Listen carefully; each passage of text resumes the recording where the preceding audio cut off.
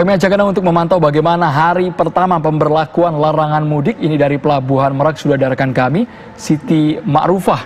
Siti, apakah akses penyeberangan dari Merak ke Bakahuni hari ini sudah resmi dihentikan? Andro dan juga pemirsa, untuk akses penyeberangan sebenarnya masih tetap berlanjut atau masih tetap beroperasi di Pelabuhan Merak ini. Bahkan hari ini pelabuhan, maksudnya ASDP mengoperasikan sekitar 27 kapal untuk mengangkut logistik dan juga keperluan lainnya. Dan sementara itu memang sepertinya sudah mulai efektif untuk pelarangan arus mudik, tetapi mungkin saya terlihat juga masih ada beberapa 1-2 kendaraan, termasuk mungkin yang barusan datang ini ada satu bus, saya tidak tahu dari mana, dan akan menyeberang menuju ke Sumatera. Dan tadi juga ada beberapa 1-2 kendaraan pribadi yang menyeberang, tetapi dengan memang nomor kendaraan yang berasal dari Sumatera. Dan sementara itu dari Kepolisian Polda Banten juga telah menetapkan 15 titik checkpoint yang dimulai dari Citra Raya Tangerang sana hingga kemudian pintu pelabuhan. Dan untuk checkpoint tersebut dimulai untuk tindakannya, yaitu untuk melihat dari nomor polisi kendaraan dan juga dari kartu identitas.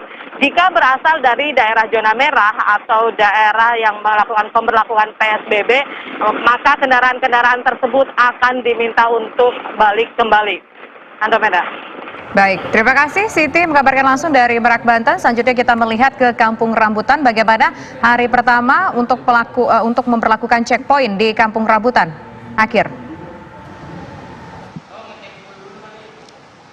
Ya, Tisa dan Andro, hari pertama pemberlakuan atau pelarangan mudik di Terminal Kampung Rambutan sore ini pantauan kami memang cukup efektif, di mana di Terminal Kampung Rambutan ini dari pantauan kami sejak pagi tadi sudah sepi dari aktivitas untuk melayani penumpang yang ingin mudik ke daerah-daerah tujuan mudik seperti Jawa Tengah ataupun ke tujuan Sumatera.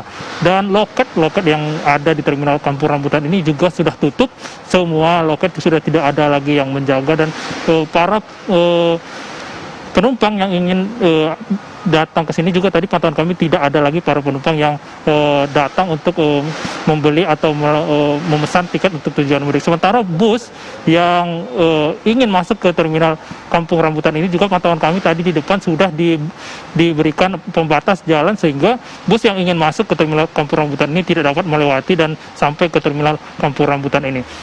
Dan sementara itu untuk di sini juga bus-bus yang melayani rute Jawa maupun Sumatera tidak ada yang terparkir di Kampung Rambutan ini. Artinya memang sudah steril dari aktivitas untuk rute-rute pelayanan mudik ke daerah-daerah tujuan mudik seperti daerah Jawa dan Sumatera. Sementara itu memang siang tadi ada beberapa para penumpang yang ingin mengembalikan tiket yang terlanjur sudah dipesan. Tadi kami sempat juga berbincang dengan Kepala Terminal Kampung Rambutan, Made Joni, mengatakan bahwa kepada para penumpang yang sudah terlanjur membeli dan ingin mengembalikan tiket, harap segera menghubungi pool bus yang tempat mereka memesan tiket tersebut.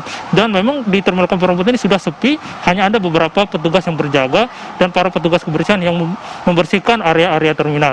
Nah, ada beberapa para pedagang-pedagang makanan yang masih buka, tapi sebagian kecil atau sebagian besar maksud kami sudah tutup. Sementara untuk angkutan dalam kota di Terminal Bus Kampung Rambutan ini masih beroperasi seperti biasa, yaitu seperti arahan dari pemerintah Provinsi DKI Jakarta dari pukul 6 pagi hingga pukul 6 sore. Demikian, kami kembalikan ke Anda, Andro dan Tisa. Baik, terima kasih Akhir mengabarkan langsung dari Kampung Rambutan. Sebelumnya ada Siti Ma'rufah dari Merak, Banten, kemudian juga ada Rizky dari Bintung, dan juga ada Ken Ane dari Cikarang Barat. Pemirsa, hari pertama larangan mudik, suasana stasiun Pasar Senen terpantau sepi usai PT KAI membatalkan kereta jarak jauh dan dekat yang berangkat dari stasiun Senen. Stasiun Pasar Senen hanya melayani penumpang yang hendak membatalkan tiket kereta. Dan berikut liputan dari reporter TV One Kinavita dan juru kamera Andri Panca dari Stasiun Pasar Senen. Ya pemirsa, di hari pertama larangan mudik oleh pemerintah, ini situasi atau kondisi di kawasan Stasiun Pasar Senen Jakarta tempat mengabarkan saat ini memang terpantau sepi. Ini terlihat tadi di ruang tunggu penumpang, karena memang informasinya pihak dari PT KAI ini sudah membatalkan perjalanan kereta api terhitung pada tanggal 24 April sampai 30 April 2020 mendatang. Tapi ada suasana berbeda yang terlihat di titik saya mengabarkan saat ini di loket pengembalian tiket bagi para calon penumpang yang tidak jadi untuk naik kereta api. Nah, karena memang tadi kan ini sudah dibuka sebetulnya pada pukul 8 pagi dan sampai 16.00 waktu Indonesia Barat, tapi sebelum jam 8 ini sudah banyak sekali yang mengantri di sini. Nah, saya ingin tahu nih, sebetulnya seperti apa sih skema untuk pengembalian tiket bagi para calon penumpang yang tidak jadi naik kereta. Saat ini saya akan langsung mengajak Anda untuk berbincang dengan salah seorang petugas. Selamat siang, Mbak. Dengan Mbak siapa? Aulia. Bisa diceritakan nggak, Mbak, skemanya ya, orang kalau misalnya mau mengembalikan tiket ini gimana sih?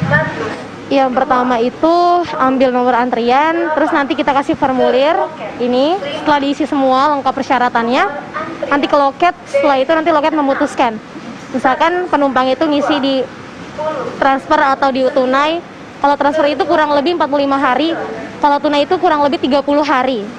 Nah, memang informasinya sampai saat ini PT Kereta Api Indonesia ini sudah membatalkan perjalanan jarak jauh maupun dekat. Untuk jarak jauh ini ada sekitar 70 perjalanan kereta api yang dibatalkan, sementara untuk lokal ini ada 31.